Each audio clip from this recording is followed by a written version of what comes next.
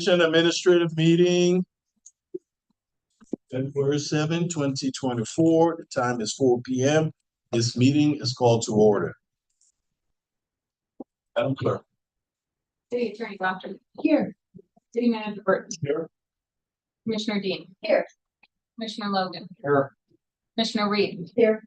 Commissioner Shirtliff. Here. Mayor Collins. Here. Welcome and thank you for participating in the City of Helena City Commission Administrative Meeting. We are pleased to be able to provide this alternative meeting format in the city's effort to broaden public participation. Please be patient as we may experience technical difficulties during the meeting. We welcome your public commentary. Please read and follow the tips and guidelines for the app usage and your participation. Commissioners, anything? Mr. Mayor, Go ahead. so as I mentioned at I think our last regular meeting, we have an anniversary coming up of this formal time with us. And as part of his contract, we perform an evaluation on him annually. And I think we probably ought to set a little direction here today about, I think it seems like we have a couple of options. One, in the past, I think the city manager was evaluated. This in the past, but was evaluated internally by human resources. Help the commission through that. I think having gone through the city manager hiring process with CMS, one of the things that through some of those deliberations was the potential of having a third party help us with that evaluation. So I guess we kind of need to set directions, which way we got ahead. But I also remember part of that process that when we hired CMS, they were supposed to assist in the evaluation. So we need to contact CMS and see how best they can guide us into. I have given them a heads up that we are having this discussion, so that we would hope. I think today we kind of need to set a direction as to which way to go, given it's early February and mid-March for Mr. Burton's evaluation.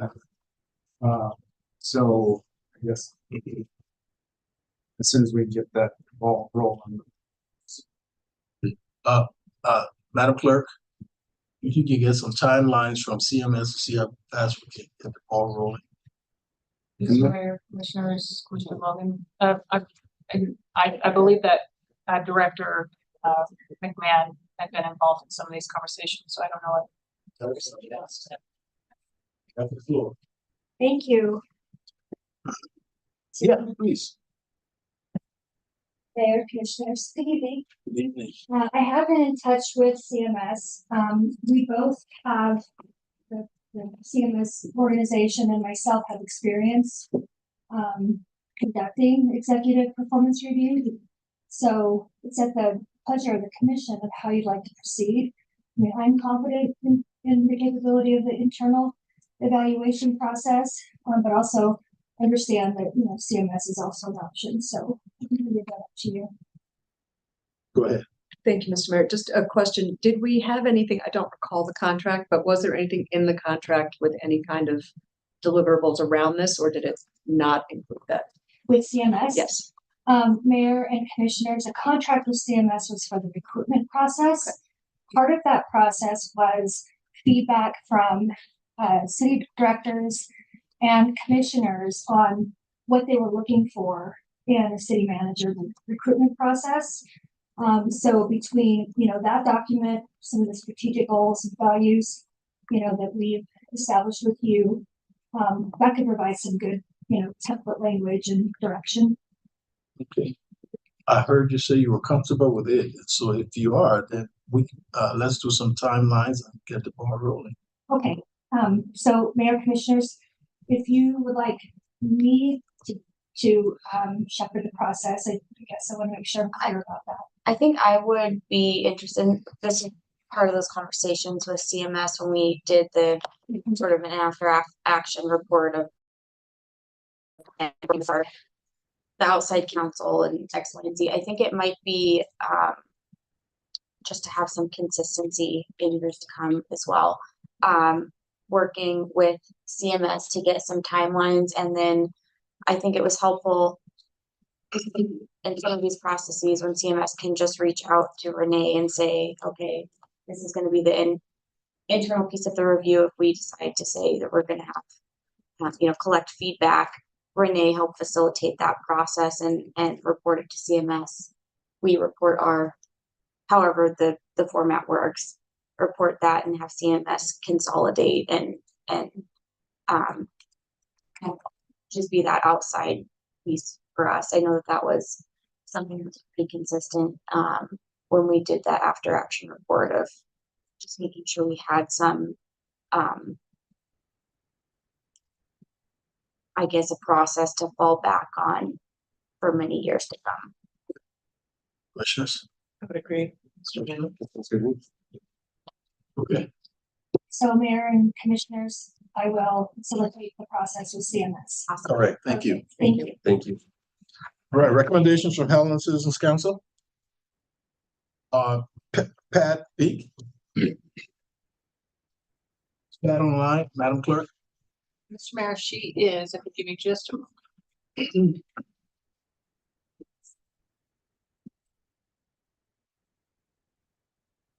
Excellent. Thank you very much.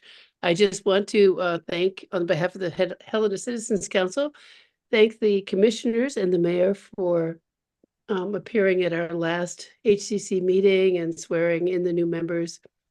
The HCC is nearly fully represented now, with 25 of 28 seats filled by representatives.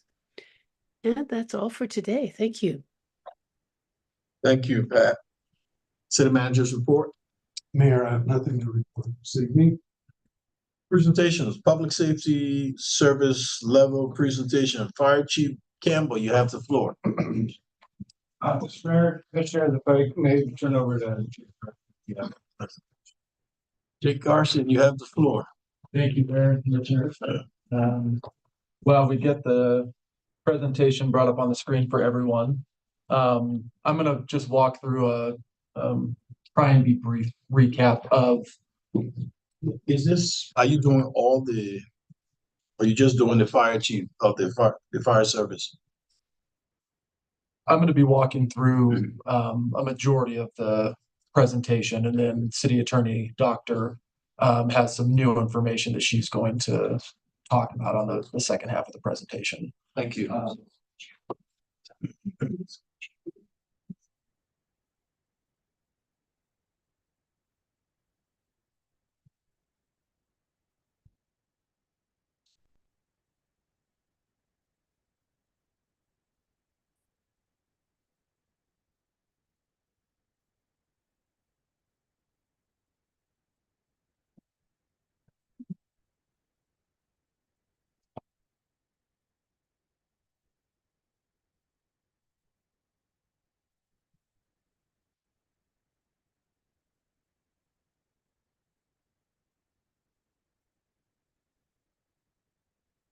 Okay, so Mayor and Commissioners, just for anyone in the room that is not familiar, as Chief Campbell said, my name is Jake Garson. I'm the city's public information officer, and I've been helping to coordinate a series of discussions that have come in front of the commission over the last couple of months. For a brief background, both the police department and fire department work had started related to both staffing and facility needs going back to 2022. The police department conducted a staffing study through a consultant that focused primarily on the patrol division and their current patrol staffing levels. Following the completion of the study, they did organize a staffing study committee that looked at the police department operation more holistically. And the result of that committee was a series of recommendations that complemented what the staffing study provided them. The fire department completed a comprehensive master plan in 2022 with the consultant. And following that, they organized a planning committee to create an executive summary and summarize the key recommendations from that process. At the December 13th administrative meeting, it was, I would say, the first joint presentation to the commission on public safety service level, what some of their needs were as far as improving efficiencies and improving both current service level needs and starting to look long term, what those processes have identified as long term needs for both departments. And then, based on feedback from the commission, we had a follow up discussion at the January 17th meeting.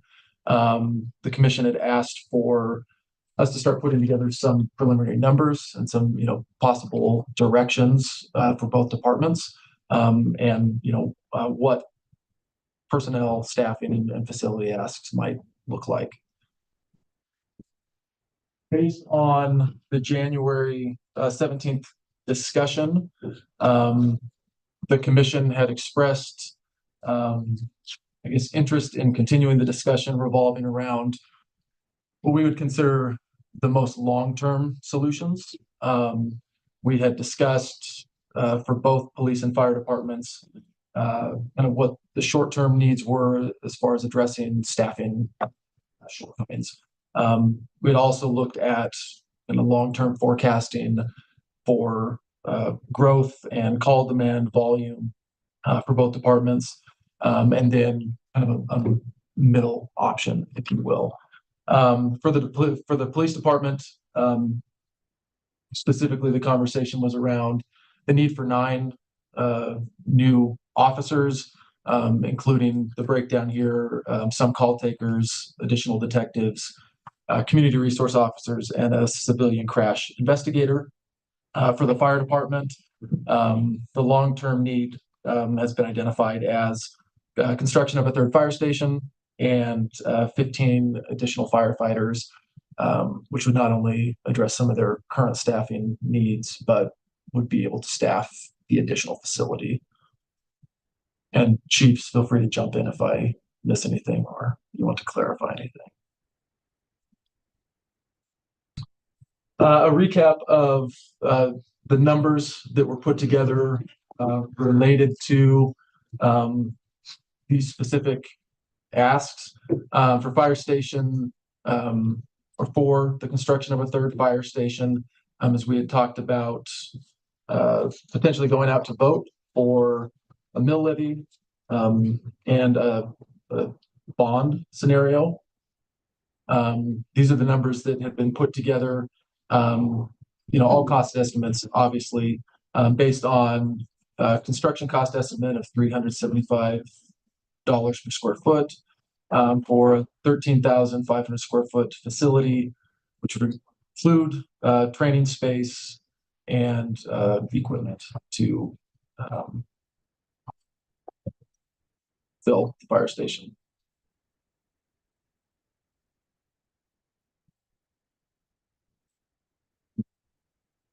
Based on the numbers that were put together for both staffing and the fire station, this was a breakdown that Director Danielson helped us put together for both the personnel and operation mill levy, and then what would be needed to cover the debt service for a general obligation bond.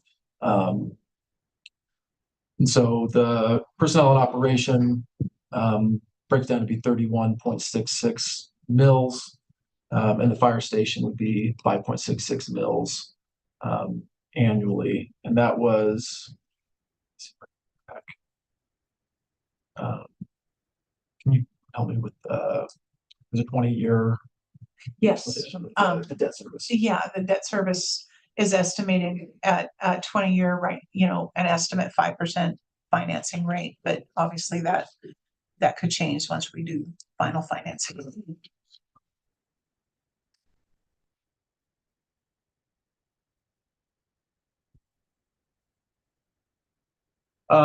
This information has been updated since the last conversation, and the reason being, since the January 17th meeting, staff have met with outside counsel for assistance in, checking our numbers and starting to give some support in crafting potential ballot language and resolution.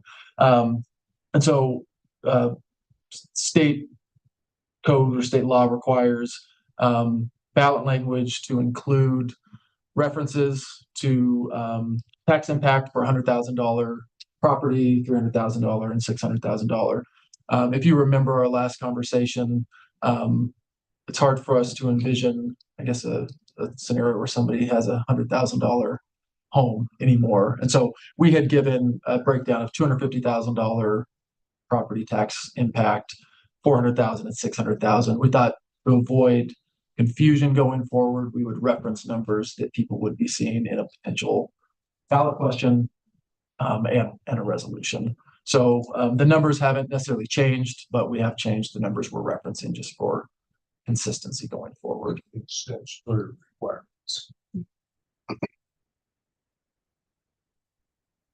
And then same information related to the fire station. And just as a brief reminder, and then I will turn it over to City Attorney Doctor. We have been including just reminders on potential election timelines. If there is a decision to move forward with ballot initiatives, the two elections that are currently set for 2024, the primary election in June, and then the general election in November. The commission would be required to approve a resolution by March 11th, which coincidentally there is a commission meeting on the 11th. And that allows for the required public notices between then and the June 4th election. And then for the November election, the resolution deadline would be August 12th. Please. Could we adopt it? We approve that resolution before the 11th? Just curious. I believe that's possible. Yeah, The only reason I ask is because there are obviously, well, and I know we're going to get to this, individual commissioners in their personal capacity, and then also other outside entities. Similar when you have any type of levy, there's normally groups that will come together to help the effort. I think probably more time to educate the public between now and June might be better. Unless the commission decides we need more time to think about it. so Mayor, if that's the case, we won't have it on Monday. Yeah. But the next commission meeting would be possible. I mean, does the rest of the commission have thoughts about that? Well, I think the sooner the better, because, getting it out there to the public, explaining the processes and all that kind of stuff. Big time. I'm fine with that, Mr. Mayor. Can I ask a question? No, go ahead.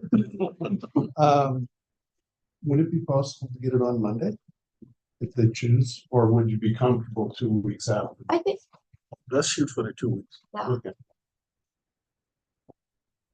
So with that, I will turn it over to City Attorney Doctor to talk about the work that has been done. On the ballot.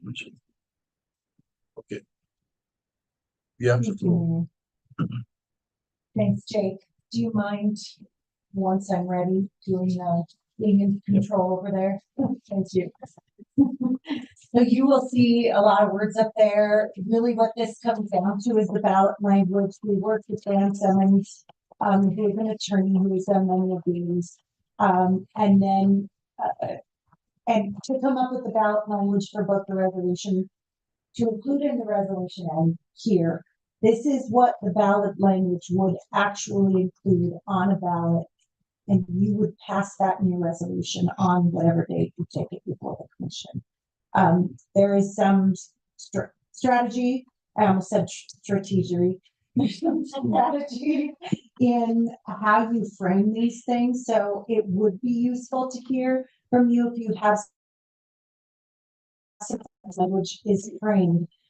We worked with, you know, an attorney who has done this before, but he had lots of questions about preferences, and so please look at that information. Can I interrupt for a minute Please here? do.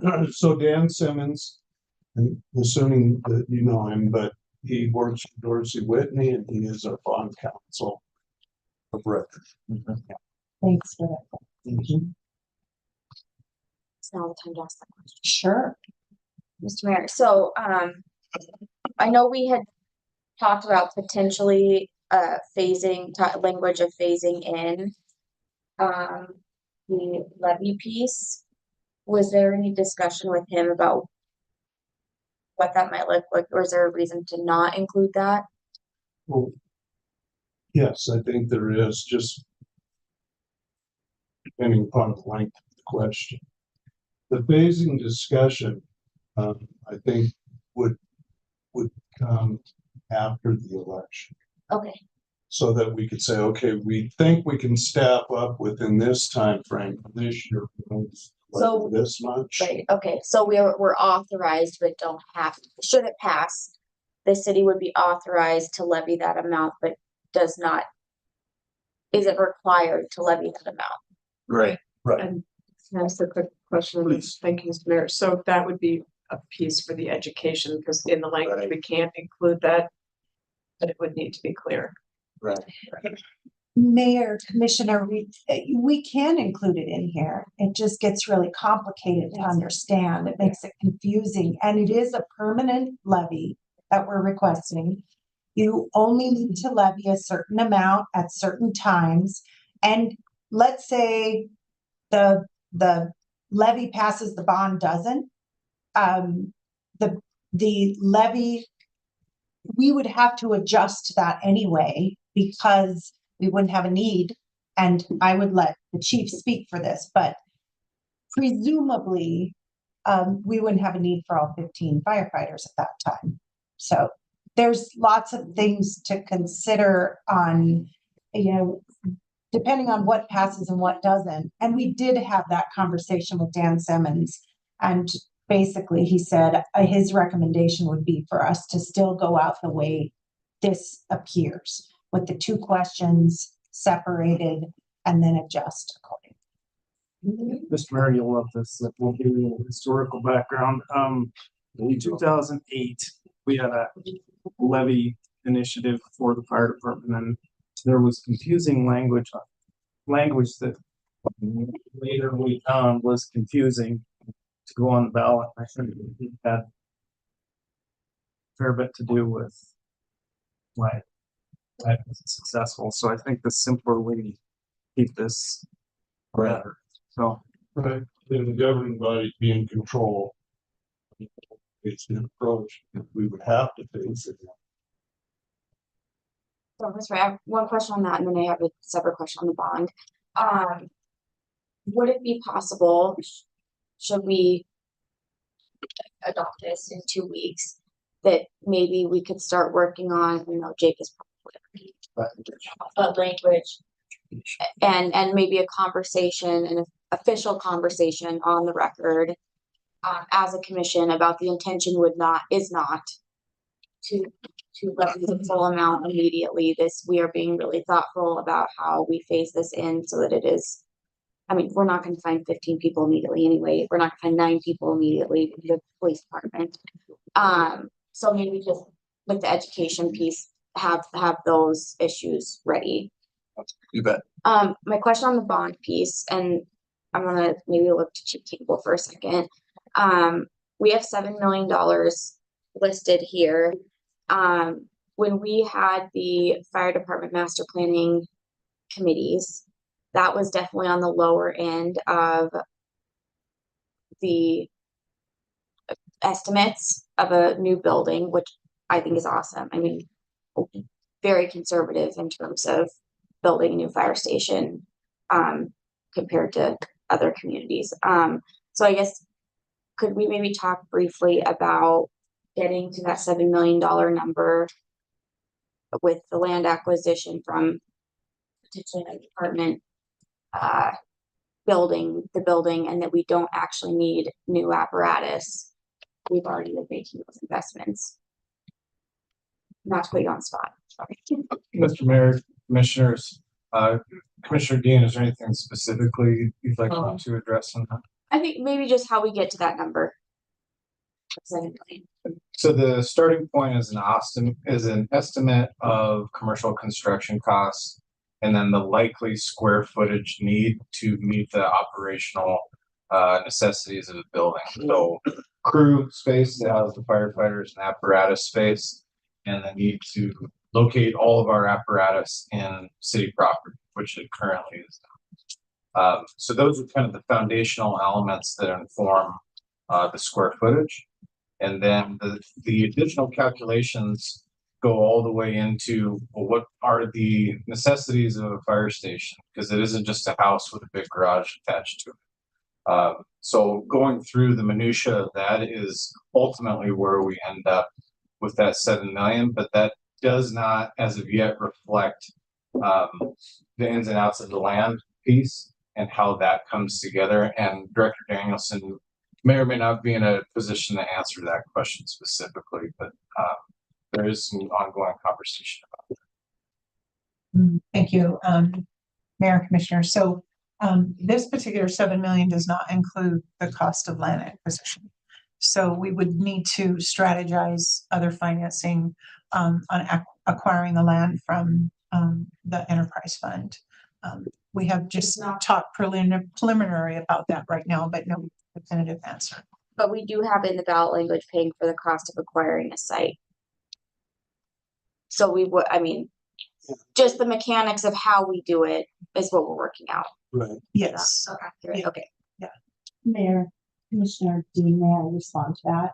Please. One of the reasons why it's in here is that in order to use any of the money for acquiring, there has to be a mention of it. If it weren't in there, we couldn't even use $5 from this bond in order to acquire. So we are trying to cover all the bases on what it would cover. So whether or not it's a portion of it, all of it, even $5 of it, at least it's covered so that we can use. Thanks. Thank you. Have you done? I am not. Thank you. On that slide, I am. So, education versus advocacy. There are a couple of statutes, and you see them here. One in the Code of Ethics, which is the first one you see, and the second one in the Elections Code in the state code, that prohibits public officers, of which you all are one, and public employees from advocating on behalf of a ballot issue. You cannot use advocate or oppose. You cannot use public time, facilities, equipment. You can see I've highlighted some of the really important pieces of this. It's for support or opposition on a ballot issue. And there is an exception there, and that's where it's properly incidental to another activity that's allowed by law, or it's incidental to the function of your office, your staff, your purpose in being an elected officer. And so in the normal course of your duties, if you educate, you advocate for a position, you are accepted from this. The second one is very similar. It's just shorter, and that one's only applicable to public employees, but I thought it important to include here because there's others that are listening that might need to know what is required of a public officer and a public employee. So you can go on to the next slide. I tried to go ahead. Can I just add one? Yeah. That I think it's real important that there's a difference between an elected official and a city employee. Yes. You have more flexibility, and we'll, if you approve, proceed. We'll make more time available to make sure everybody's comfortable with that rules. Yeah, I intended to say I've given this presentation before, and I've had a lot longer than just 3 slides. So if there are questions that you have, there's lots of case law on this, one of which I've actually done myself. I can answer lots of questions on this, but I just wanted to distill it down for the presentation today so that you had some things to think about, and then come back if you have other questions in the future. One of the things to point out in that statute is that it's when it's a ballot issue. It's not yet a ballot issued. And so that's one thing to consider as well. If you do this early, it does hamper the ability for anybody to advocate on this at this time, but it also, as Commissioner Dean mentioned, it allows for others to come up in place of the public officer and the public employee to do advocacy on our behalf. There are some cases that are really clear about the fact that, you know, public officers and public employees are the ones who know these matters and who understand these matters. And if not public employees and public officers to help educate the public, who can do it? And so there is some leeway, and I don't want you to feel hamstrung in this. I just want you to have the information. So here is distilling it down to make it a little bit more clear. Don't use words like vote for, oppose, support, elect, defeat, reject. Those are advocacy words. You can use words that are more factual. And we've got lots of information for folks that is all factual. The studies done by the police department, the study done by the fire department, those all kind of speak for themselves about the need. So, and then the second part that I have in here is do not depict a ballot issue in a manner that is susceptible to no other reasonable interpretation than advocacy. That comes from a case in particular where a city put out an ad in the newspaper. It had both language that included those words, vote for, elect, support, and it also had words that said, it's your choice. You are responsible to educate yourself and understand this when you go to the polls. So that the court in that case said, if it's reasonable to interpret it in a different way than advocacy, that's what we're going to do, because public officials and public employees are the only ones who know these matters like we do. And so I tell you that because I just don't want you to feel hamstrung on how you speak about this, and that we can help you, as Commissioner Dean has already suggested, come up with education that speaks for itself, truly. So the next slide has guidelines for communications. And the first one I just said, just state the facts and they speak for themselves. Answer questions with facts. Again, they'll speak for themselves. Be specific. You know, we've got specific studies that have already been done. Direct them to the studies. Don't use the advocacy words. Repeat, get your line that's factual and repeat that. And then, like I mentioned in that case, emphasize the choice they have without advocating how they vote. And that's all I have for you here today. There are consequences for violating these statutes that include prosecution for individuals. And I don't say that to scare people, but I just tell you to illustrate the importance of us just being cognizant of how we speak about it. I think having more discussion on this might be helpful. From what I understand, the crux of it is when you use public resources or Absolutely. public or staff time. So Yeah. It is, I think it might be worth, I'm not going to go into more of it, but we can talk about that later. But the crux of it is using staff time or public resources as an elected official. Yep. You can also, on your own personal time, do other Personal time? work. Yeah. Well, What personal time? you have to be careful as a public officer because you don't have office hours, Right. 8 to 5 like I do. And like you could walk into the office and say, Jake, could you print 50 vote for Exactly. signs? Exactly. But we could put one up in our yard. Yes, exactly. That's a great example because you don't necessarily, what the case is saying is you don't shed your right to First Amendment speech just because you become a public officer, but you still have to honor that there is a time, place, and appropriateness of when to do it. So Roger. that's all I have. Unless you have any other questions on That's the end of what we have to present, Mayor. We would open it up for questions and discussion and any direction you want to give us further. Please. So the direction we're seeking tonight is when to put the resolution on an agenda, and are we going for the full? Are those the two things you need, or? Yes, there, I think that's really the crux of the discussion. Do you have any public comments on this?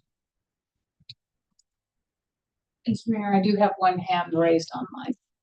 Okay, would you let him in, please? If you please state your full name for the record. My name is Mike McDaniel. I am the union president for Local 448, which is the firefighters union. So I just want to be really clear. I want to make sure that I'm clear, I guess would be a better way to say that. Could my members advocate for a mill levy while off duty and not representing themselves as city employees or firefighters? Is that what I understand to be correct and okay? Would you? I didn't hear the last part. Was there another question? I'm sorry. I'm sorry that I have a little communication gap here. Is it okay if my union members advocate for a mill levy while off duty and not representing themselves as firefighters or city employees, but IAFF, so International Association of Firefighters, on behalf of the local fire department? Is that an okay thing to do? I just don't want to get into a conundrum where we're not following the rules, is what it boils down to. Mayor, commissioners, may I answer that? Oh, sure. Hi, Mike. Hi. This is Becky. First, I want to just offer that I'd be happy to come and talk to you and do some training on this, if that's helpful. Certainly. Also, there have consistently been groups that have come together to do advocacy on their own time, using their own, their own resources. It really does come down to using public time, facilities. The caveat I would say about that is that you cannot use time, facilities, computers, staff. You cannot use public resources to do that advocacy. So that's, I guess, the caveat I would have in answering your question. But in general, yes, that can happen, and we can be helpful in helping, educate on that and answer questions on that, if that's helpful. Well, that's certainly helpful. Thank you very much. I'll reach out to you probably tomorrow when I'm back on shift, and see if we can get something arranged. But that answers my question. So it sounds like nothing's really changed since the last mill levy we pushed through and got passed. The rules are still the rules. That's true. It's the law, the statute. Yep. Yes, I'm sorry. Well, I sort of downplayed that a little bit, but nothing's changed since then. That's true. Correct? Thank you. Thank you. Still have a question there, Mr. Daniel? Okay, Madam Clerk, do we have any others? Mr. Mayor, I have no other hands raised and no other public comment online. All right. Mayor, relative to the manager's request for direction, I'm comfortable with ballot and getting it on 2 weeks. Any objection? And no objections. I think, Mr. Mayor, one thing that just for some context, and I know this has been an ongoing project for all of us for basically the last 2.5 years of gathering information, collecting data, getting the analysis done, presenting all of this. It's not just been in the last 6 months, but really 2.5 years. And so I think, it is weighs, I think, very heavily on all of us. And if we put something on the ballot, it's because we see that there is a need and the data tells us there is a need. One interesting thing, I just went back and looked to see what the dollar amounts were for the levies that were passed most recently in our community, and that was for Helena Public Schools. The high school building reserve levy was passed and it was 1.5 million. Elementary building reserve levy was 3 million. Elementary general fund levy was $400,000. So almost $5 million in this last election on the May ballot. And I think that it's worth remembering that we can only provide the services to our community that at the rate at which we're funded. We have a growing community with growing needs. We are capped at half the rate of inflation in terms of being able to provide additional services. And so our ability to respond to the public's need does not happen without levies and bonds. It's the way that the legislature has put together statute and what is available to us and in our toolbox. And so I think that, it is incumbent upon us to utilize those resources so that we can deliver the best public services to our community and in a manner that they expect. So I'm really excited that we're going to start moving forward with this. And I hope you all keep in mind that, we can't do our jobs unless we have the resources we need to do that. So really important to be moving. Okay, Mr. Garcia, is the public safety presentation completed? Sir. Any final questions? No. Moving along. Okay, State Local Infrastructure Partnership Act funding proposal review. Administrator Opitz, you have the floor. Thank you, Mr. Mayor, Commissioners. Okay, let's take a moment to put the presentation up.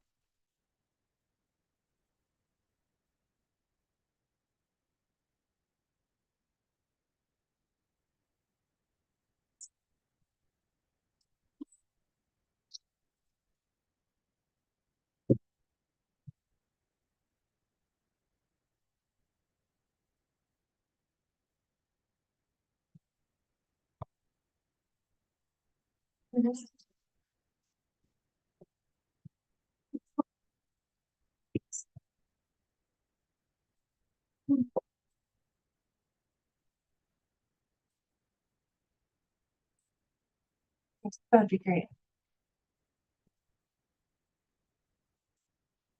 Apologies for the delay, Mr. Mayor, Commissioners. Claiborne is going to share the presentation because we're having a little bit of a technical difficulty over here. I will get started though, and we can catch up on that part. So at your last administrative meeting, we brought forward the State and Local Infrastructure Program. This is a state-funded program to help cities and towns fund maintenance and repair of local government facilities. Thank you, Denise. In partnership with the local communities who provide cash match. The legislative body is required to hold a public hearing and as well as provide funding priorities. And then the staff will provide, will take their applications, which will be due at the end of March.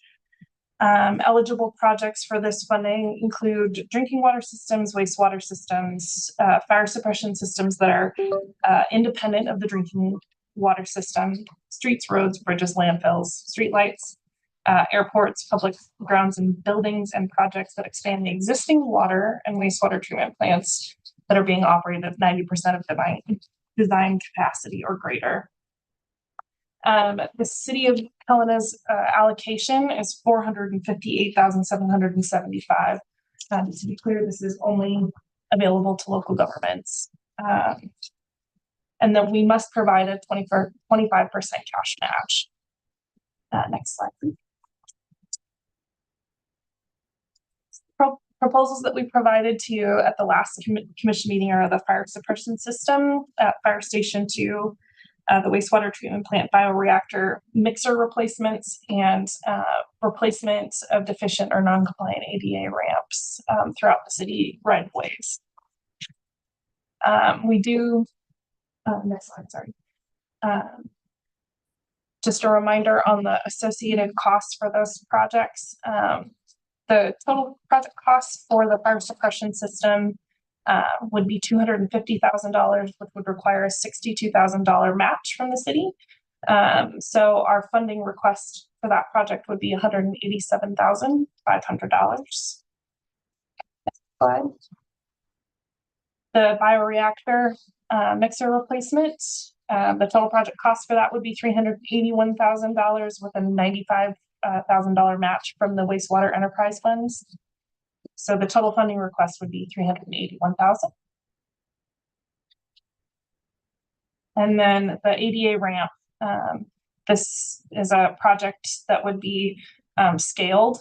So the current request amount would be the full total that we would receive, which would be $458,775, with a $114,000 match coming from the gas tax. I do want to just underscore that the match required here, none of that is coming from general fund for either of these three projects. So the next steps that we need to take on these is to provide a prioritized list to the state, as well as provide a public hearing on those prioritized projects, which would potentially be on February 26th. So we just need to know what your priorities are for those three, how you would like to rank them, and what projects you would like us to actually apply for. So obviously there are varying amounts for those two projects. We can put in more than one application. So if we want to do two to reach the full $400,000, $458,000, we could do that. We just are on the hook for the full 25% match for any of those projects. So there are no questions. It's up for discussion then in terms of how you would like to rank these projects. Which ones you would like to put in applications for. Go back to the various projects, please. Okay.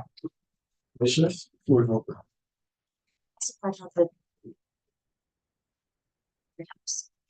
Go ahead. So they are considering the ADA ramps as part of street infrastructure.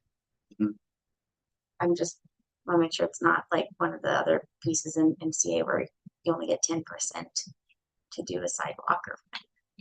No, we believe that the ramps are part of the infrastructure. Mr. Mayor, could you go back to having all three of them up there? Sure. Next. The next slide. Right there. Thank you. And Mr. Mayor, question for Director Leland, if I may. So the wastewater treatment plant bioreactor mixer replacement, did that come with any cost savings associated with the project as far as over time? Mayor Commissioner, yes, it will, because we're gonna save about 70 or about 20% of efficiency with electricity. So over time, we're going to be able to recover that. And then there's a possibility of being able to go with that savings to go to Northwestern Energy. We haven't got that answer yet, but there is a possibility that they may qualify because of the energy savings. So over time, it'll end up, repaying in probably about 15 years. Mr. Mayor, if I may, to that end, I think I would prioritize that wastewater treatment plant replacement for the bioreactor mixer replacement first. The replacement of the ADA ramp second, and the fire suppression third. Should get that, If that's an appropriate way to do it, but that's. Ms. Opitz? Did you get his? I got it. Any others? Yeah. Go ahead. Thank you, Mr. Mayor. I would like to, I would put ADA ramps first, but, because I don't ever like to be simple. I'd like to prioritize that as first, the mixer as second, and fire suppression as third, but to use the leftover from the amount not needed for the mixer to put towards ADA, so submit 2 projects, and as much as possible, use as much as possible for ADA ramps and the mixer. And I don't know if it's possible using the same, the match wastewater enterprise fund, if it's possible to do like a half and half, and increase the contribution from the enterprise fund so that we fund half of it through this and half of it through match, if that's possible. Because I think meaningfully, if we could do 50 ADA ramps and the mixer, that would be my ideal scenario, but the split, I'm not sure. So ADA number 1, mixer number 2, ideally getting both done, and 3 would be fire. Thank you.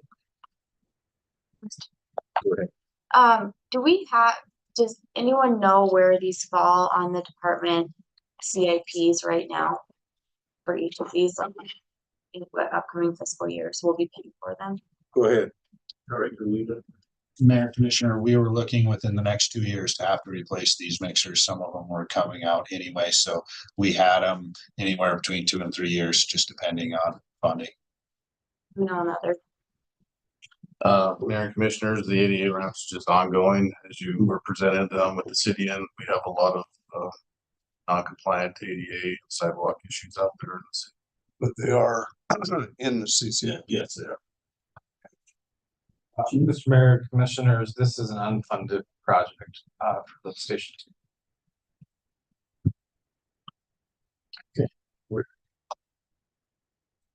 Well, I'm okay with the direction so far. I do struggle when we have a fire station without a fire suppression detection or alarm system that is functioning. I think that's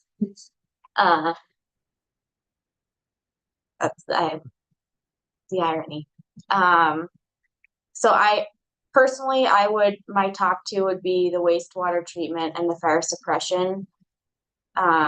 Particularly because we've had ongoing conversations about the sidewalk funding options, including some of our general fund reserves and the Safe Streets for All grant opportunities when some of these other plans done. So because there are other federal funding sources, I think my top 2 would be fire suppression system and wastewater treatment plant battery. Mr. Mayor, is there a possibility, I know we've talked about 1 or 2, is there a possibility of looking at partially funding all 3 if we were to leverage another fund, whether it's the enterprise fund, finding a way to get as much as we can? The EV is ongoing, right? Right. Is there a possibility at like all 3, or are you just looking for 2? Mr. Mayor, Commissioners, I would have to crunch the numbers and perhaps even look to department heads in terms of their ability to make match and or scale down, and then be able to take on the I guess, if you will. One of the things that I think is important to consider is there is a timeline related to these dollars. So essentially the state was looking for shovel ready projects, if you will.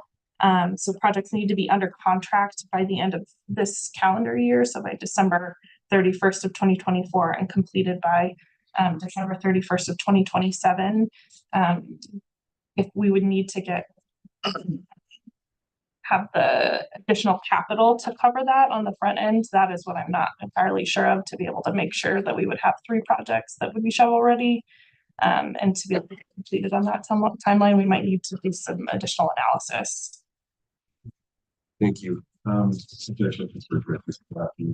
Based on the LiDAR research that was done recently, do we know the number of non-compliant ADA ramps that we have in the city limits? Do we know that number? I can probably have that for you in about 15 minutes. Yeah. And then my follow-up is would 100 take a big bite out of that, or would it be? Mayor Commissioners, 100 would take a good bite of it. I think putting as much money to remove those barriers is always a goal for us. I can get some numbers for you here shortly. Okay. I think with mine, it would have to be I agree with what's all been said at the table. I think it is ironic that the fire station snap and fire suppression that it needs. I think if I was looking at mine, it'd be the ADA, fire, and then the mixers. Thank you. I'll have the fire suppression, the wastewater, and ADA.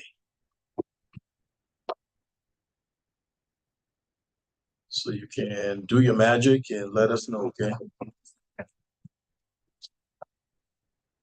Mr. Mayor, question maybe for the manager. So this decision is ultimately up to us. So what we did here today is you're gonna numbers and then come back with another proposal, or do you have enough direction here? We'll digest, Mr. Mayor, Commissioners, we'll digest the various options, because I think we've got 5 different options.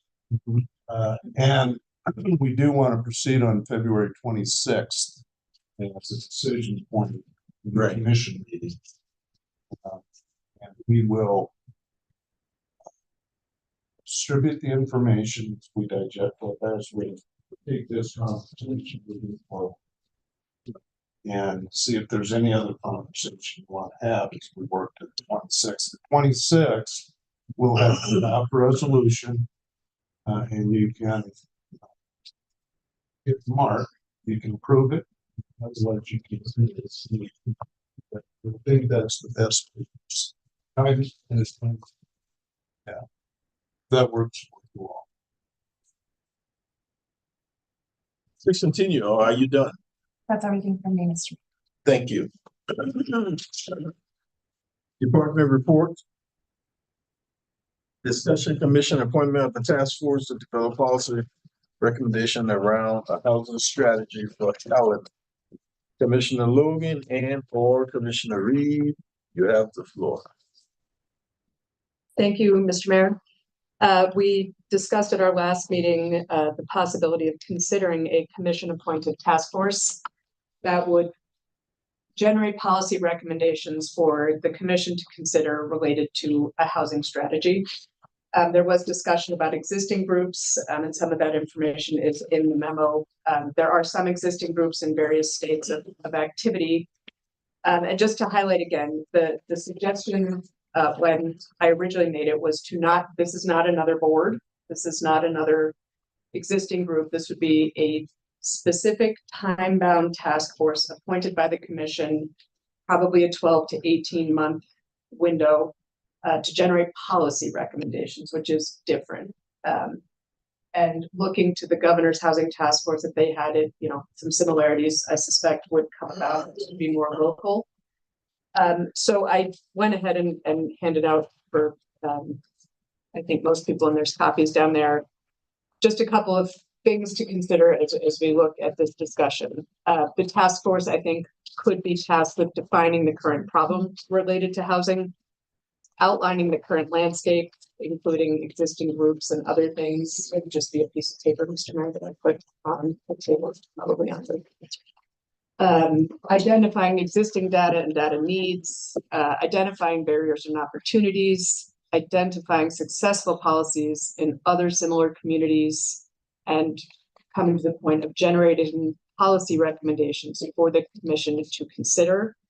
And those recommendations could be fed back into existing housing groups at the city level and other community things, community coordination groups that exist. Because I think one of the things that it feels as though sometimes our conversations about what should the city do with regards to housing, and I think having some ideas and options for us to consider with both what can we do leads to the conversation about what should we do. But I feel at this point, having a list of policy recommendations could be very useful to us. And with what recently occurred with the Emergency Housing Working Group, a proposal was brought forward. Circumstances have changed, and we appear to be on unsteady footing with regard to emergency sheltering options for winter. And this winter is, I think we've missed this particular moment, but now we have almost a full year before the next one. And I would love to see the commission have some options to consider with some time and some understanding of what we're working with in order to make informed decisions going forward. So I took the liberty of suggesting some representation. You can see it before you, but I'm open to discussion from the rest of the commission on whether or not we want to do this. What would the scope look like, and what would the representation be? So with that, I shall cease. So, anything to that? When this originally came up, I think, guess I could say I jumped in, at least in terms of involvement, from the standpoint of, I think, maybe not thinking so much about what this task force looked like or how it was created and did, but when we had the discussion, or when our community had the discussion about that led to Ruth's place, that voiced, I think, at the meeting that we considered it, it felt like a lot of voices were left out of that discussion. So my thought was, if something's forming, I'd like to see certain voices be present. So that was kind of my interest in jumping out there. However, I think one of the concerns that Commissioner Reed voiced that day when she originally brought it up was the idea of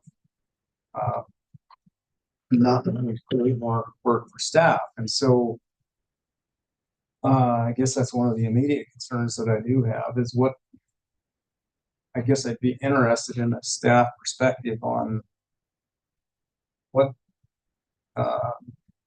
committees, boards, anything like that exists that could potentially address these matters if they're even out there. And I guess just sort of I don't know, I'm interested in a staff perspective on what we're looking at formulating.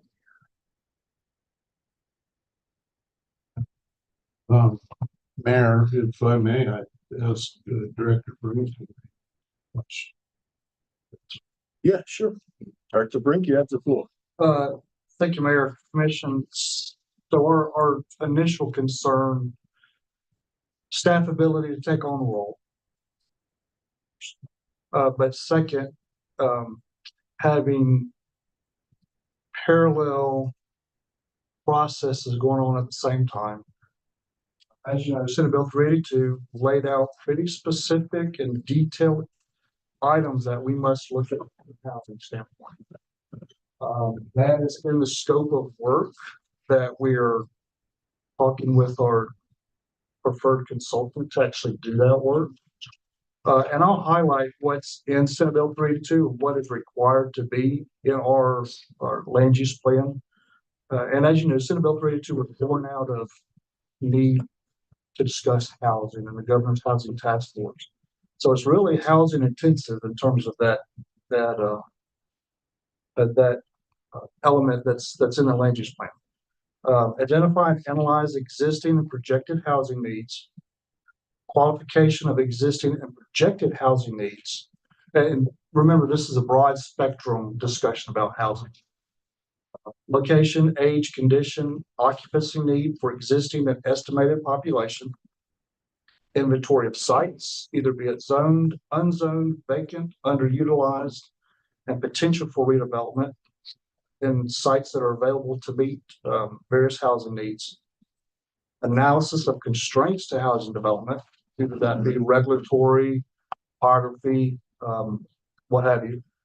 Zoning, development standards, and infrastructure needs and capacities to support housing. Identification of market-based incentives that may affect or encourage development of housing, and detailed description of actions to accommodate projected housing types needed in the city. So I think what Commissioner Reed touched on, we're gonna have to do it anyway, because we're mandated to do it. It's in our land use plan, it's in the scope. And it's in the proposal that we got back from the consultant, as of a response to our RFPs. So we're gonna do it anyway. We will, and part of that scope and part of that public engagement piece that the consultant will have, be a pretty robust engagement piece for each of the elements that we're required to look at. Housing being one of them. To have a very robust stakeholder group so they can get information from that group. So maybe if there's recommendations about who we want to encourage to be in that stakeholder group as part of the land use process, maybe of some value to us or somebody that we're not thinking of. Can I ask a quick clarifying question? So I hear what you're saying. Does that housing use plan, would that include emergency sheltering? Is that considered housing? Yes. And right now, the scope is still fluid. And we can definitely make that a piece and make sure it's in our contract for services with the consultant, that it looks at the broad spectrum of housing, including housing for those that are unstably unhoused or unhoused. So when do we start?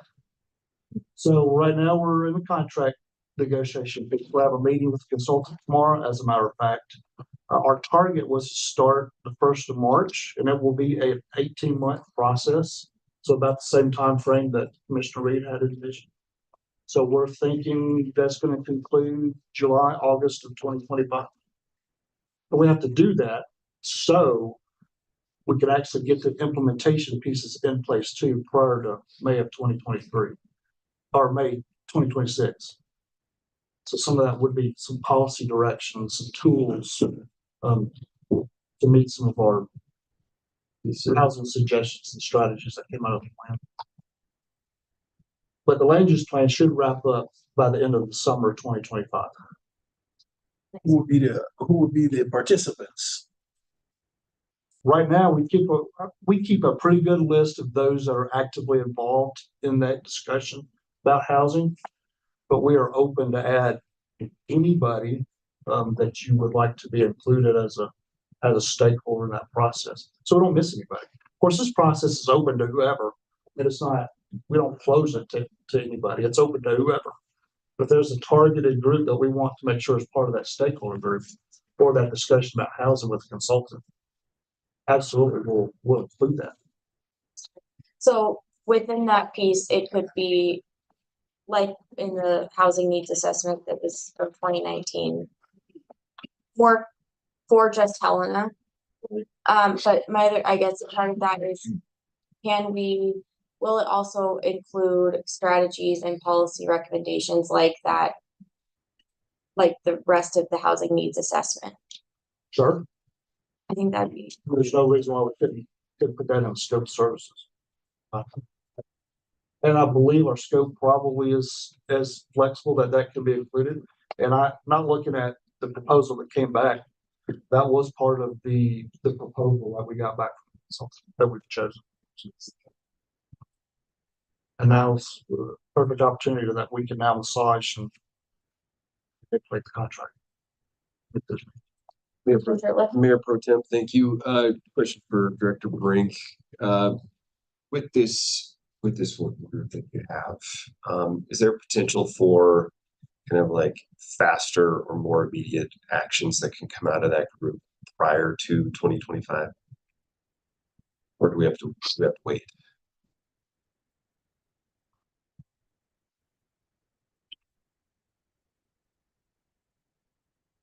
I'm kind of hesitant to stay because it's inclusive in what state statute tells us we need to do and be compliant with 382. I don't want to speak for the consultant.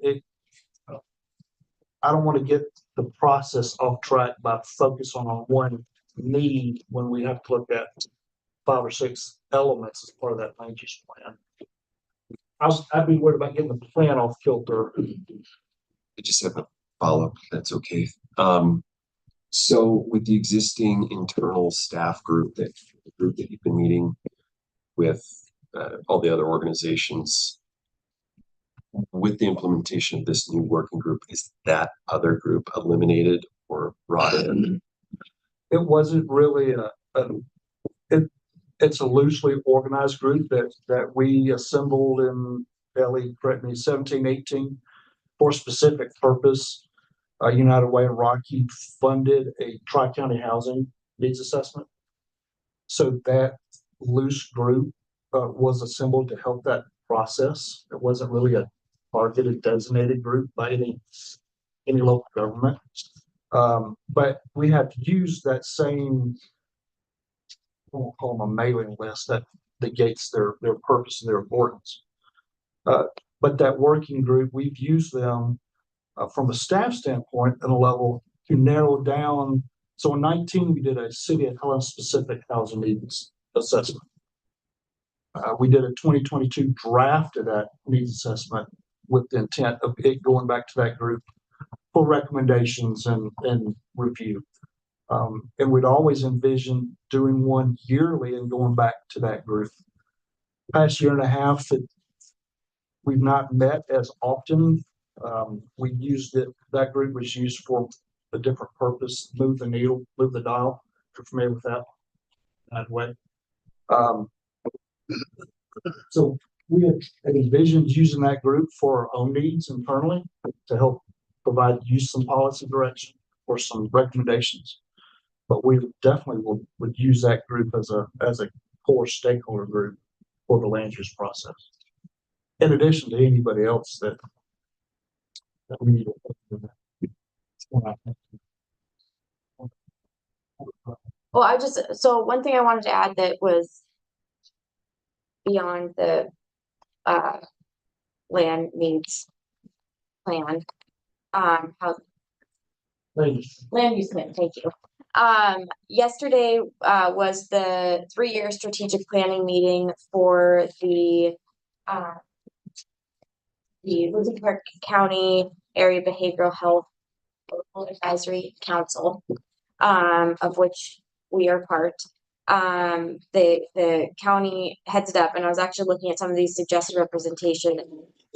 Actually, every single one of these people, I think, is on that.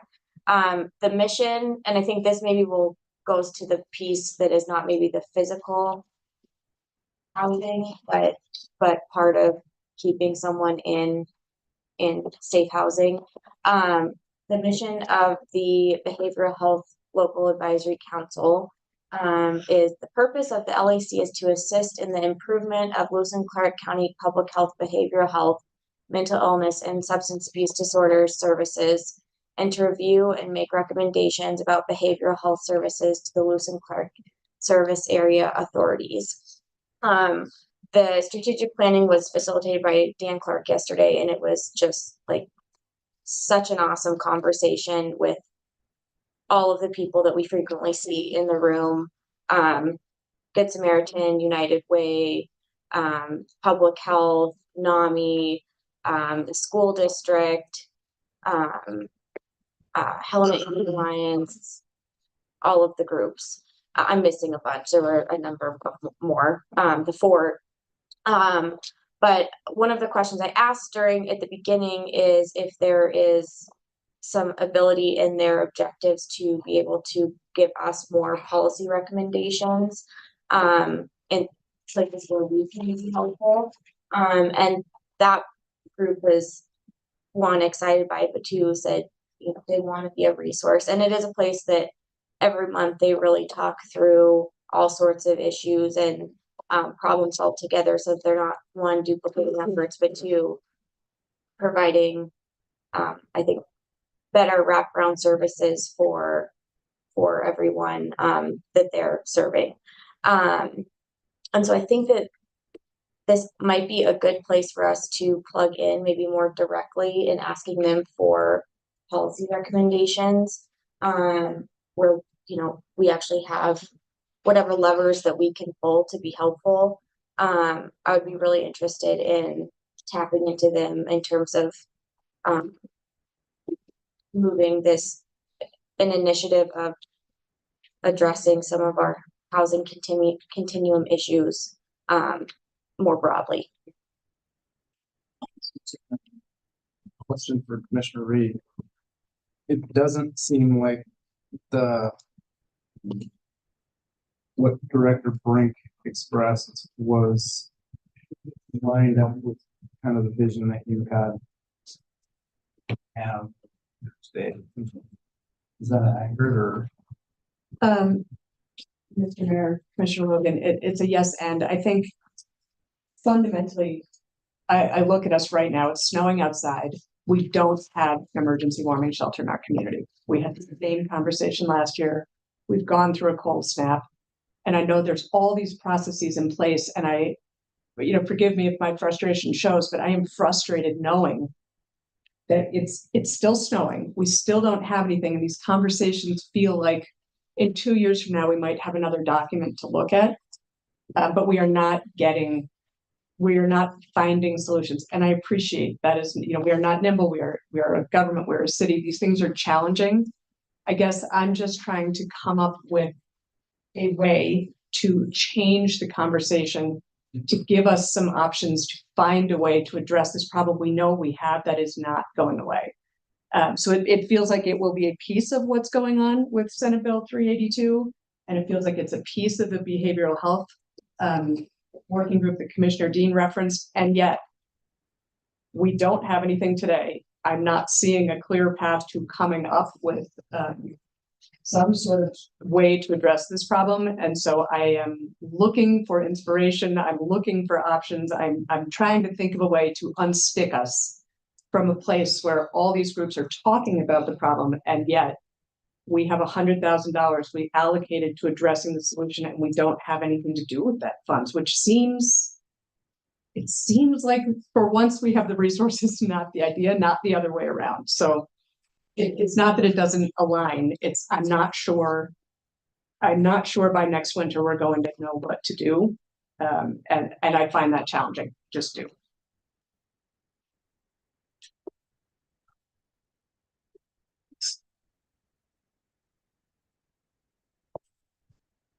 So here's a question.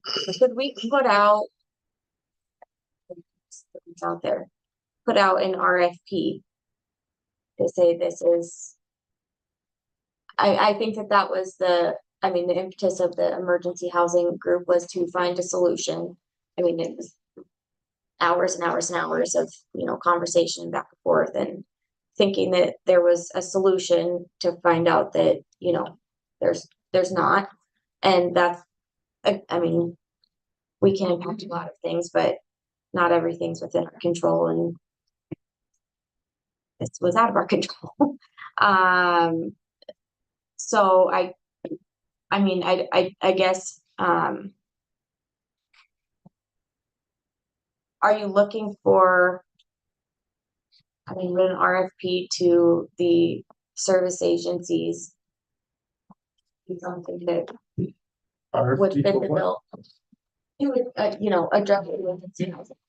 I think that's, I understand we're having the same conversation, but we also are not necessarily in a position as a city government because we don't receive public health funds.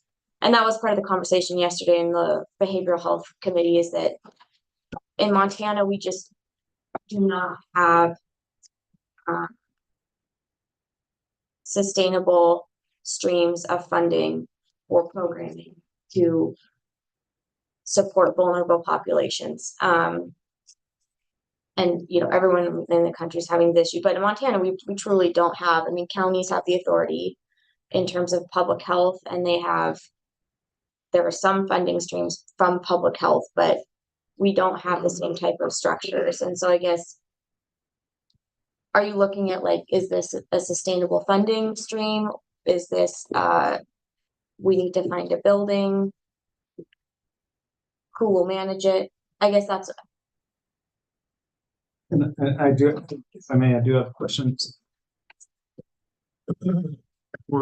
from your, or for your original vision, it seemed broader than just the discussion of emergency sheltering. I mean, when we presented it previously, like it was more housing and. Mhm.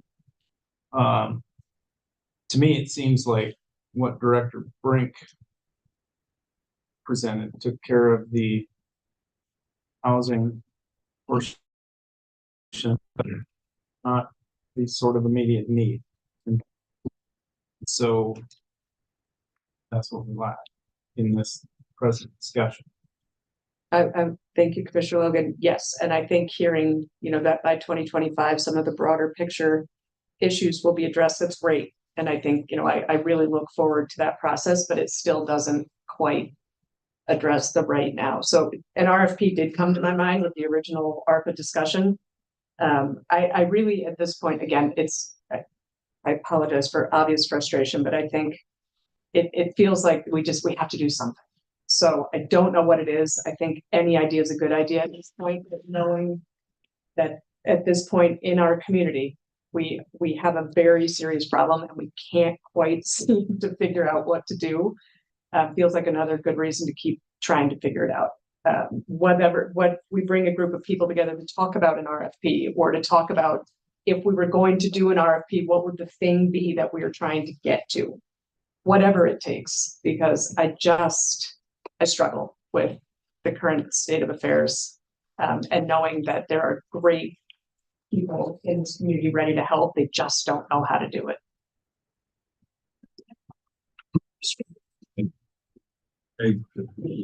Commissioner Reed bringing this forward. I think this is a well thought out list. I've heard her frustration and other people's frustration, and I know that the city's been working on this since 2017. And then there's other groups out there that have been doing this work for years. I was a part of some of the initial discussions for Move the Dial. I think I don't know if that group is still going. I think that some ideas can come out of that, as well as the behavioral health group that Commissioner Dean had mentioned. There's also St. Pete's has their Fuse program that has some numbers, has a little bit of funding behind it. I think they could be potential partners. In my daily life, work on housing, and I know that there's the Governor's Housing Task Force, but also the state chamber is having a meeting that same day prior to come up with ideas to then present at that housing meeting.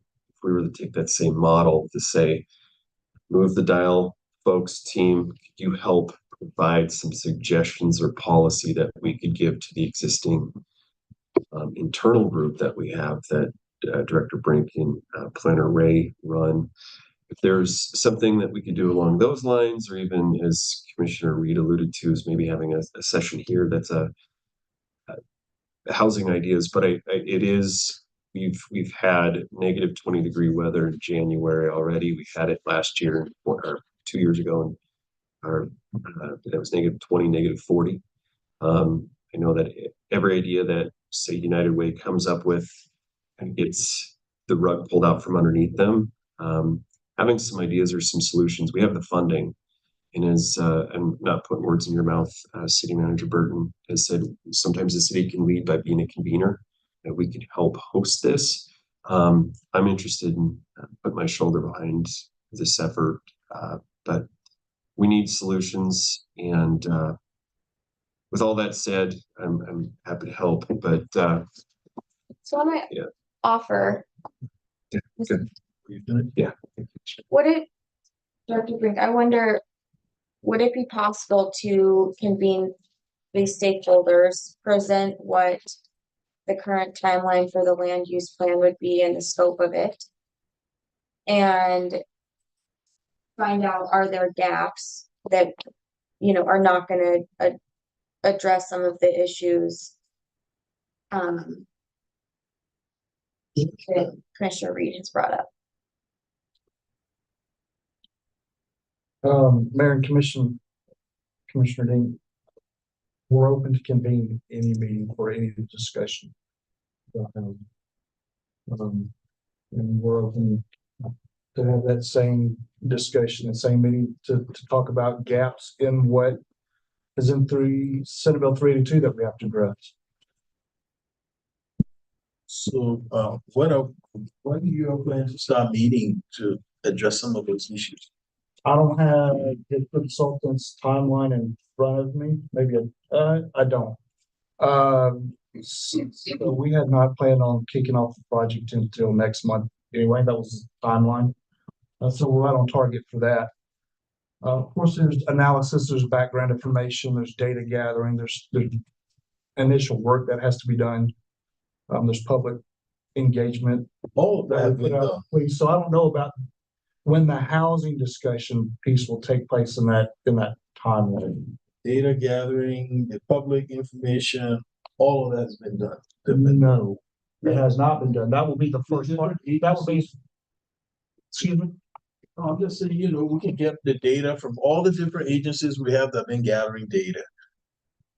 The public is aware of the housing crisis, the homeless crisis. So,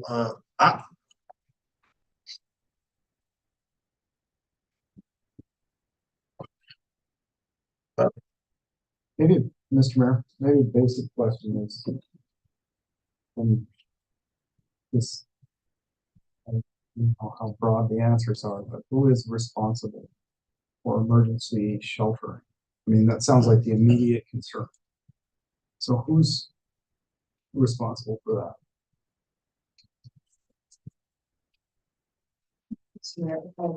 I'm not answering the big question you're asking, but I know on a tangible level that this county has the County Health and Human Services Task Force that funds task force, or I don't know what it's called. They fund, among other things, as an emergency shelter. They provide funding to a number of shelters around town at the county level. So I think the county currently takes some responsibility for that, but I'm not sure, broadly speaking, whose responsibility it is. But I think that it's a worthwhile discussion to consider how the city may complement what's going on there and look at the capacity that the county is funding and the capacity that we require. Because I think we all know that current emergency shelter is full.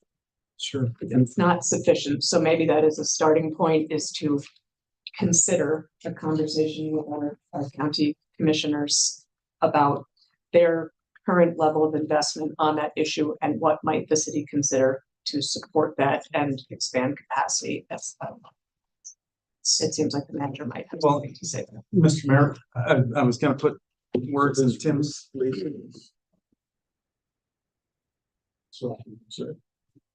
Yeah, I believe we're waiting for final confirmation, but I just asked a question whether the roof place with Good Samaritan, what's the status of it? I believe Teresa Ortega has just indicated that she's available for comment.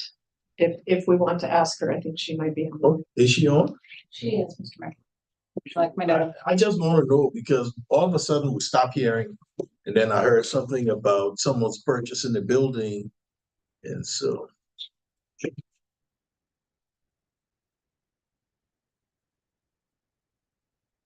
Teresa, can you hear us?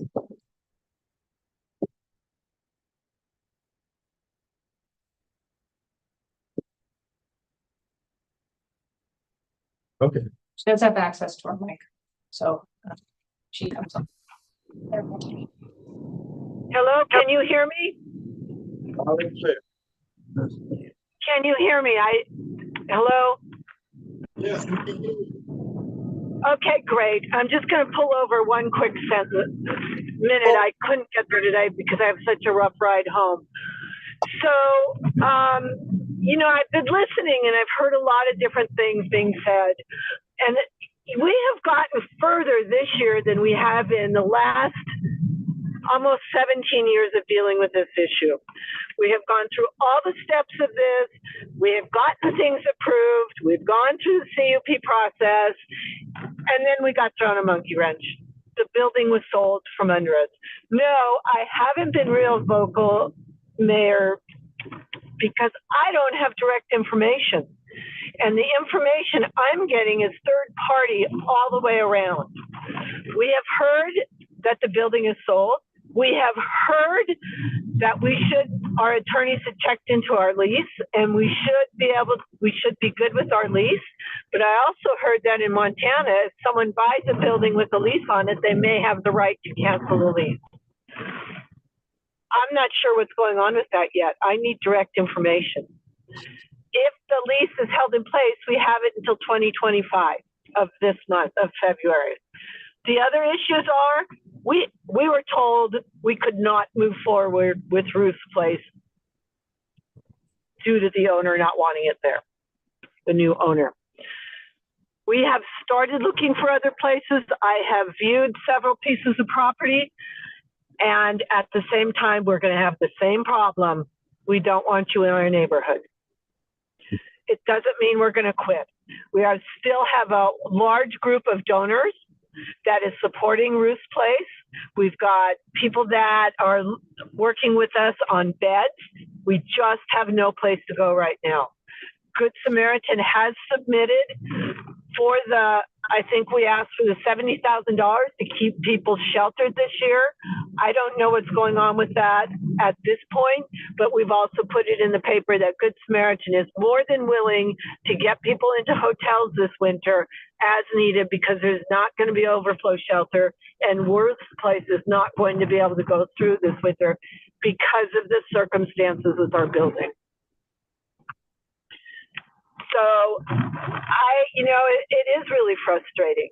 And it is really frustrating to go to the same meetings over and over again and still get the same, what are we going to do? Where are we going to go? Right now, the biggest problem is, where do we go as a building for our place and for Ruth's Place? We are looking into the May Butler building. We hope to be able to submit that. We've got some support working on that, and I'm waiting for 2 questions from the superintendent's office before we fully submit that RFP. So, did I answer some questions? Did it? Yes, you did, ma'am. Thank you. Okay. So, for me, if there is a wheel already turning, I don't want to reinvent that wheel. Because Director Brinks just told us that this is almost similar stuff that they're planning to bring about. In my opinion, let's work with Director Brinks and see how best, instead of reinventing the wheel and starting from scratch again. So that's where I'm at. Mayor, just so I'm hearing the conversation correctly. You convened a group of nonprofits that put in hundreds of hours of work. Well, when we came up with a proposal that fell through, as Ms. Ortega said, we've gotten further this time than in the last 17 years. I think if I asked each of you, do you want the city to continue to be a strategic partner in this discussion? You would say yes. Yeah. We don't have people that can run the facilities. Right. We're not experts in that regard, but we can sure be a strategic partner. With all the discussion that's taken place tonight, with Commissioner Reed's outline, Director Brinks' overview, I think maybe we can continue to talk to all the experts that have been at the table, including our own people, and keep this in front of the commission. Maybe not every meeting, but at least try to bring some definition relative to the city's role in a strategic partnership with the experts that we know are out there doing hard work and good work all the time.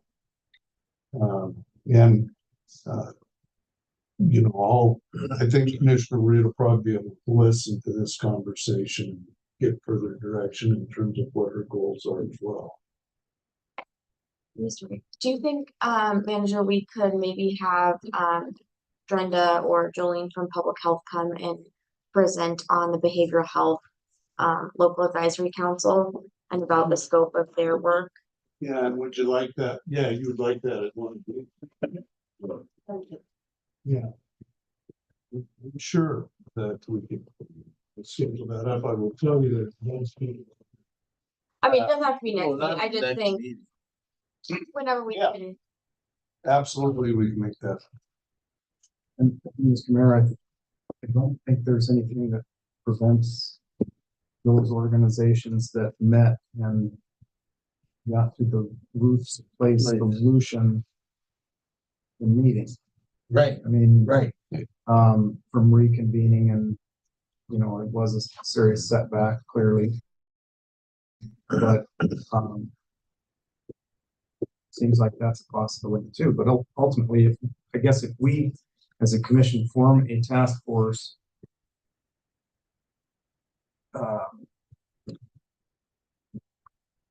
As Commissioner Reed said, I think the county's got to be a part of that as well, and so, but ultimately, you know, how much can the city move the needle?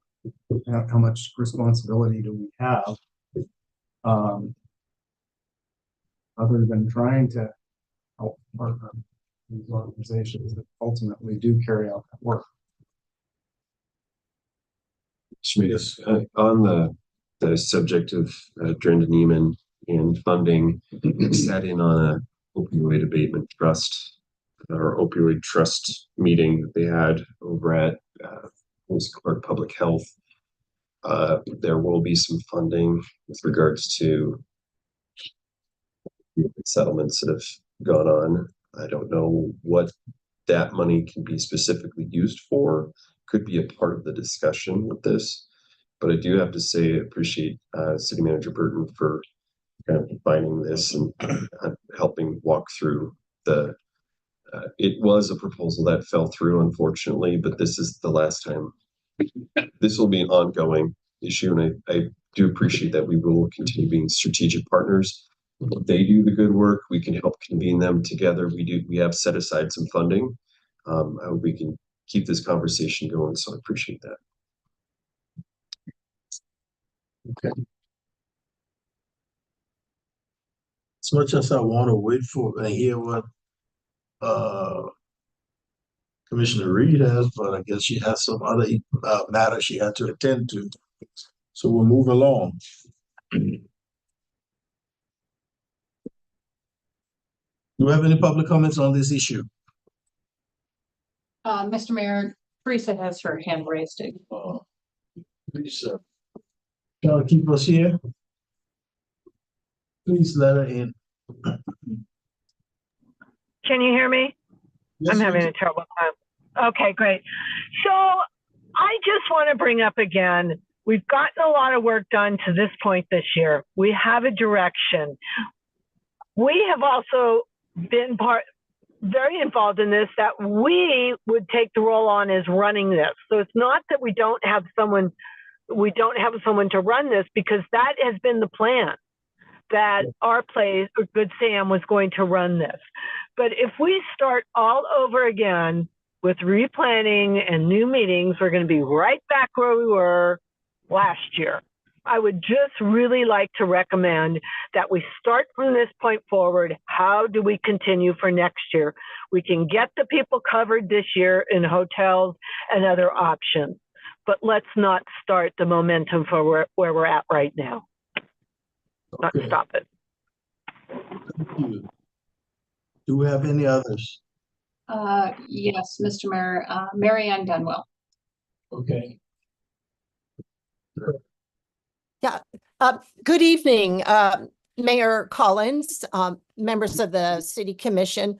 My name is Mary Ann Dunwell. I hope you're all staying safe and warm and you're very careful out there. I am a state senator and I represent the Helena area and East Helena and some of the North Valley.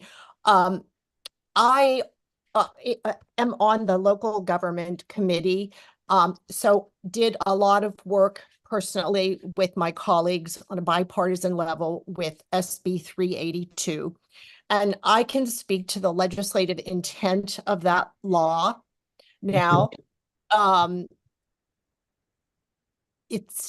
the intent is the cities can go beyond the state law. They just can't do less than what the state law is requiring. And yes, it does include our unsheltered neighbors.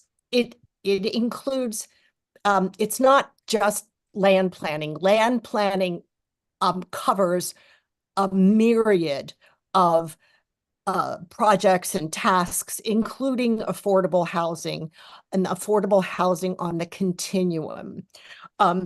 I support Commissioner Reed's outline, and I applaud her and all of you for working on the affordable workforce housing homeless challenge that we have.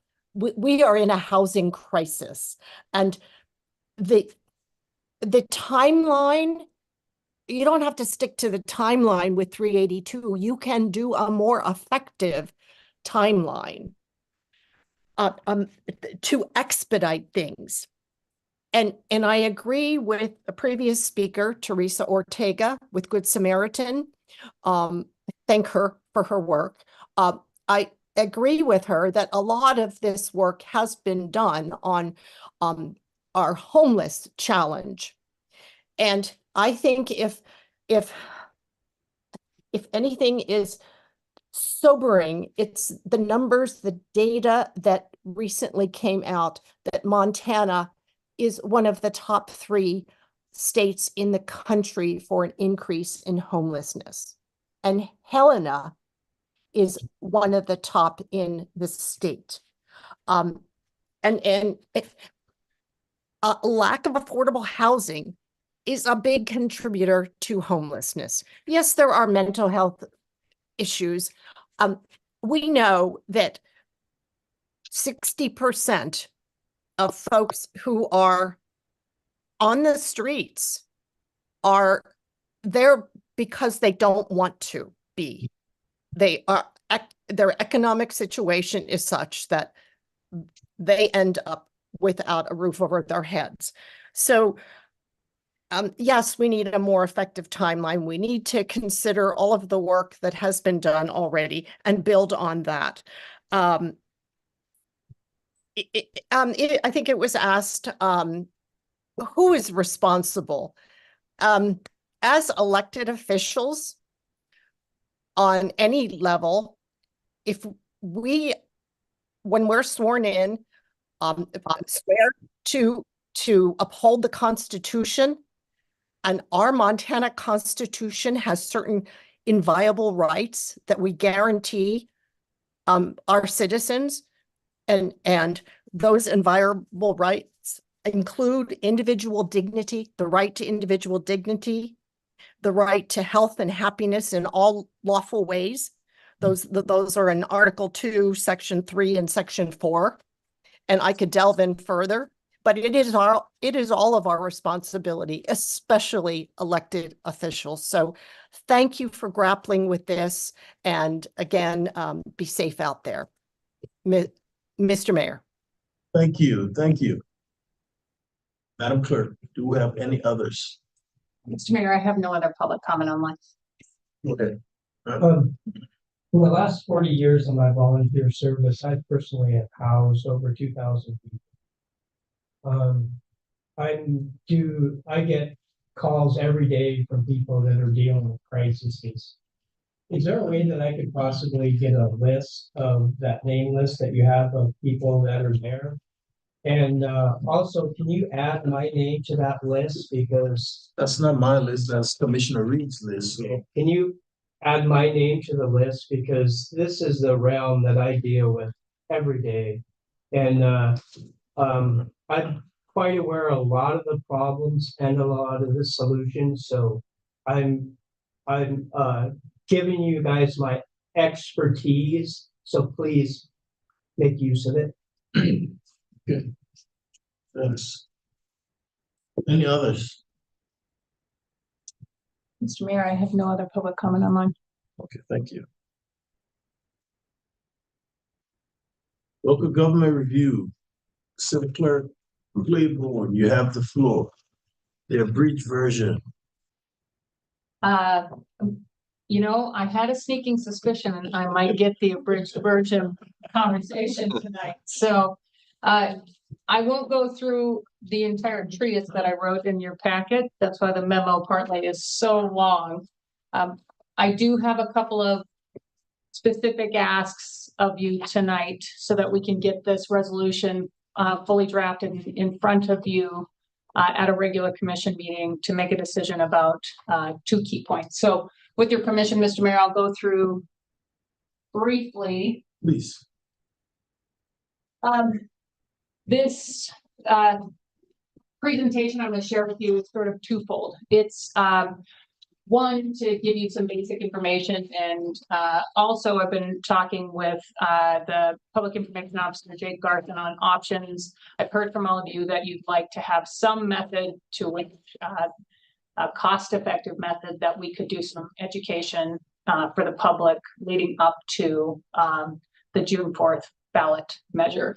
And, you know, we've taken to heart City Attorney Doctor's comments about advocacy versus education. So you make note, everything I'm going to show you is all fact-based and it's referencing back to statute. So this would be an example of something that we could do using a resource that the city already has. And it could be linked on our website. So all of these are live links. These are all links to documents that exist through either the state, the local government center, which is assisting the state on educating the public. Of course, the internet isn't working right now, so I'd love to show you that, but it's not going to work.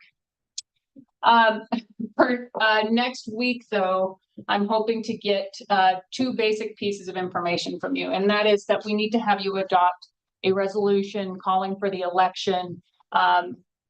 The question to the community as to how much or how many study commissioners you would like to have should the measure pass in June. You asked at the last discussion what historically we had here in Helena, and it is 5. That number is referenced in your memo here. The other amount or question that you need to answer this evening is how much you'd like to offer in funding towards the study commission should the measure pass. I chose to just put within the resolution here $57,000, which was a recommendation by the local government center at MSU for a community approximately our size, and then separate out from that dollar amount a separate line item that would pay for the general election to the tune of $20,000. Should that study commission measure pass in June, we'd also need to fund a general election for those study commissioners in November. So for a grand total of $77,000. Now, the other option that you have in front of you for funding would be using mill levies. So that includes partial mill levies. And I've given some basic information here. Again, these are all live links. I'll make sure all of you have access to this so you can review some of this information later. But these are some numbers from around the state that we have. To date, none of the communities have formally adopted their resolutions yet. But Kalispell is looking at approximately 2 mills, which is around 150,000.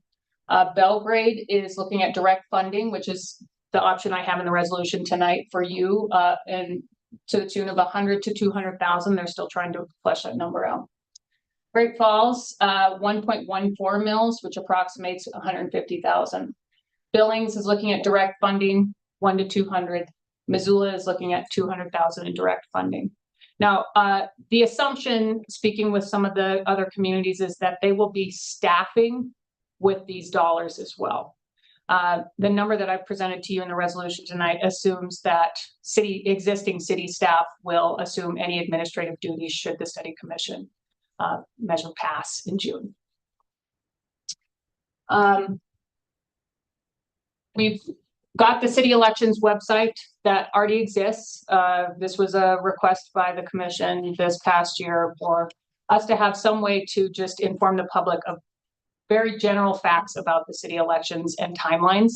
I've been working with the PIO. We have not launched the page with this new information quite yet, but it would just essentially outline the timeline for the local government review so people know what's in front of them in June, what the question is, And then offer some additional resources that link to other, like the state's website and the local or the Lewis and Clark County Elections Office.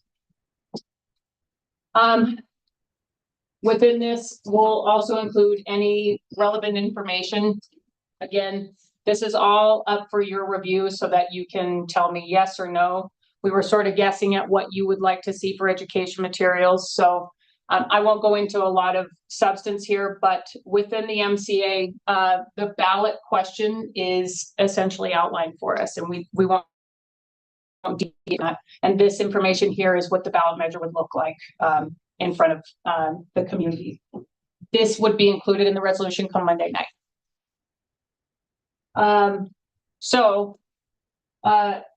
Anything beyond this, it was more just bells and whistles to share with you what the presentation material could do. So I won't go into that.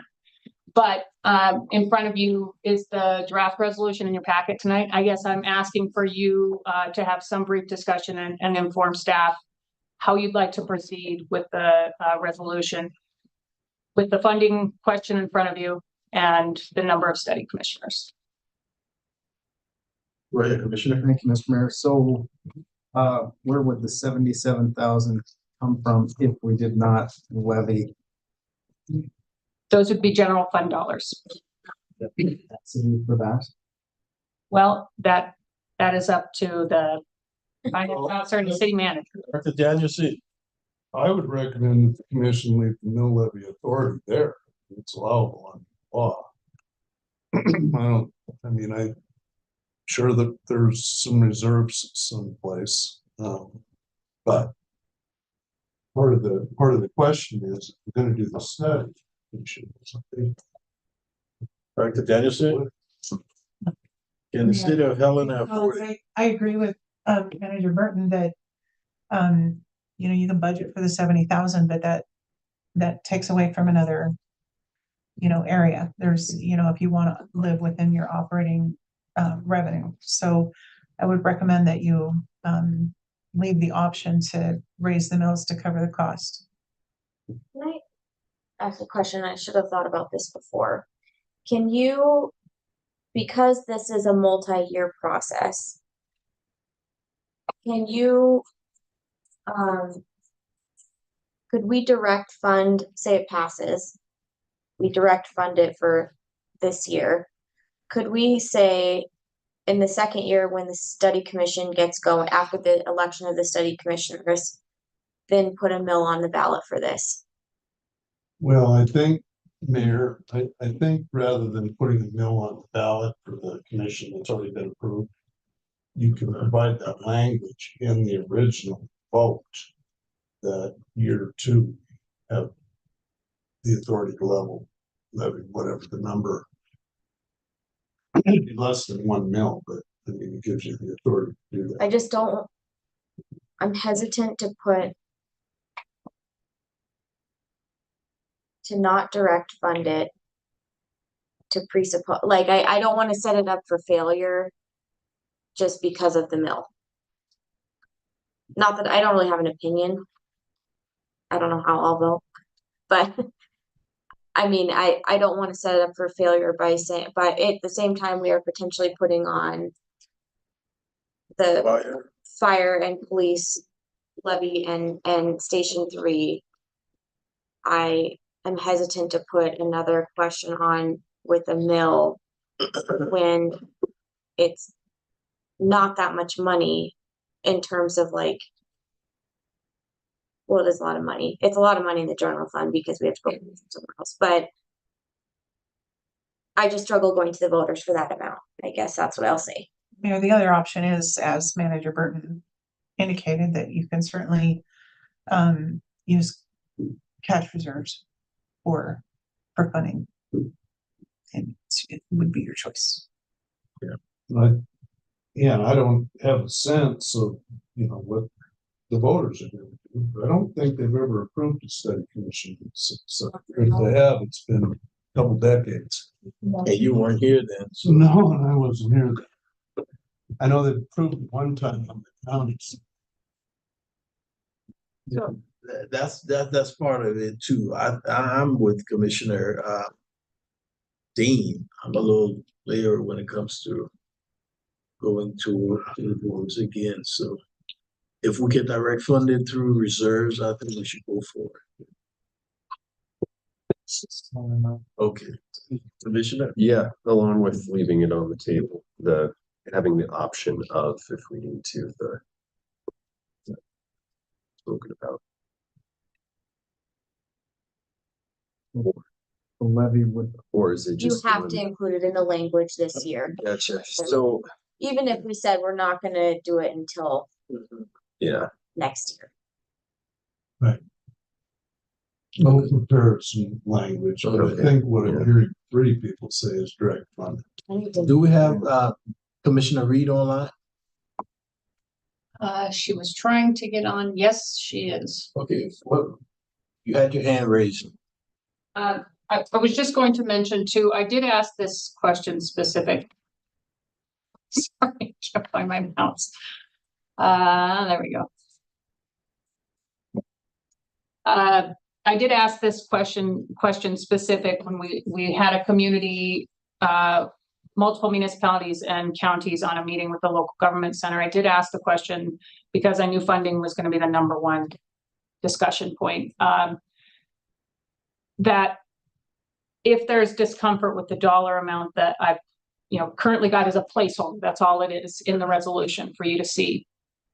And direct funding is what you're discussing. We can supplement, again, it will come out of general fund for the second year.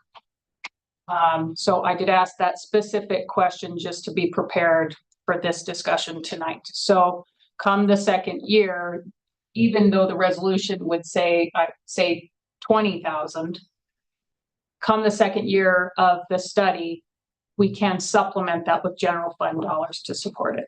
So, and I apologize, I never had an opportunity to really flesh this all out with the director and city attorney leading into the meeting. We never did get our meeting scheduled for various reasons, but I did ask that question very specifically of the center, and they said yes. And there is language within the statute that does state supplementary funding is available.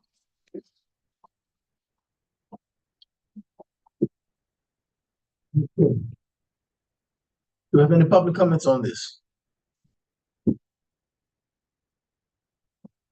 Madam Clerk. I see no hands raised and no public comment online. So, what's our direction, Commissioner?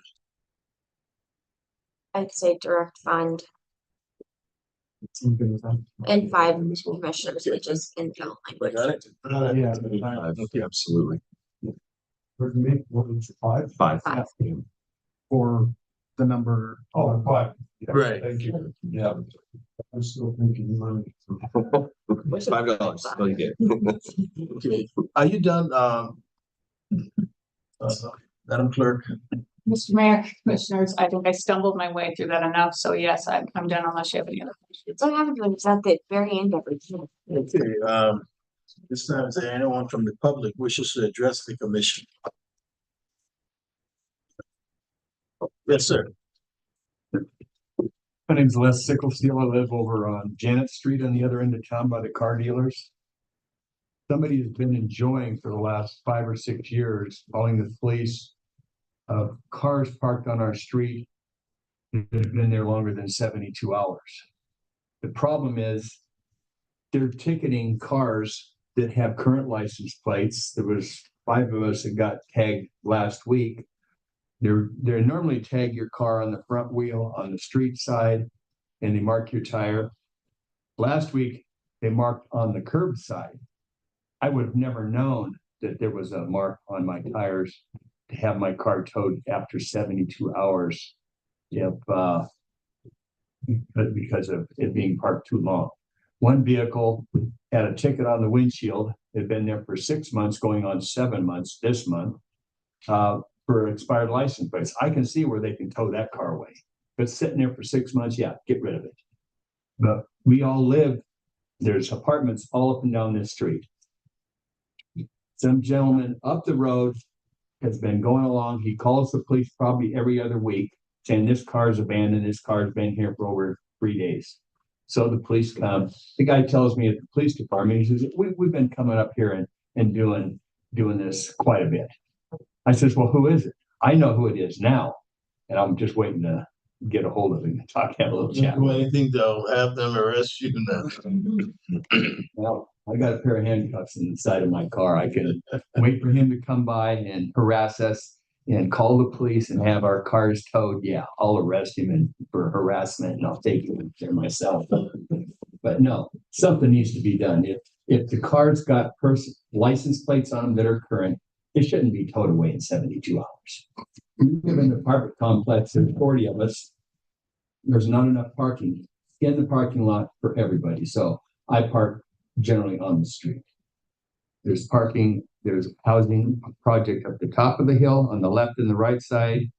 Beehive, assisted living is on the left side also. People park their cars on the street when there's no other place to park them. This particular gentleman just must love people parking on the street. He stopped me one day. I was by my truck. He said, "This is not a commercial property area. This is residential. You can't be parking your work truck here all the time." I said, "There's a bar on the corner. There's a car lot across the street. These are all rental units. These are all rental units. Those are all rental units. This is a commercial area.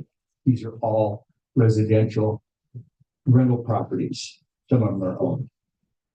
Something needs, maybe can the city give us permits to put in our car so that it'll get towed away? What are we going to do?" The police officer says, "I write 500-600 tickets a year on cars all over the city, in the city limits, for being supposedly abandoned or whatever. If they're not licensed, yeah, haul them away. If they got current license plates, maybe put your police business card on the car and let somebody call you, and then you can explain, hey, we got this rule that you can only park on the street for 72 hours. I actually had somebody, we had overflow parking on this side of the street. I lived on this side. I was gone for 3-4 days. I came back. I went to work Monday morning. The guy's sitting down there where she's sitting, watching me. I left for work. He had my truck towed away. Cost me $125. Could have had the courtesy to call and say, "Hey, you need to move it. You've been here 3 days." Well, I was out of town for 4 days, but he was sitting waiting for me to leave and then called and had a tow truck come and tow it away. But I got that resolution taken care of.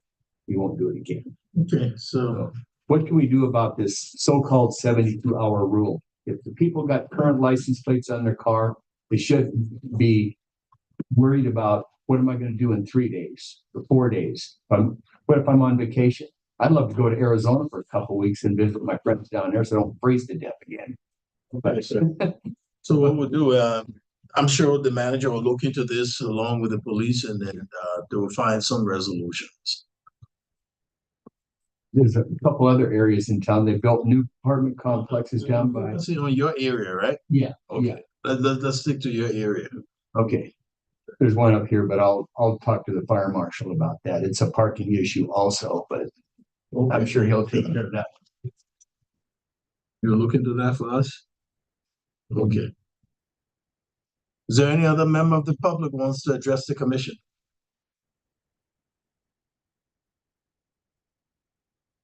Commissioners, any final words?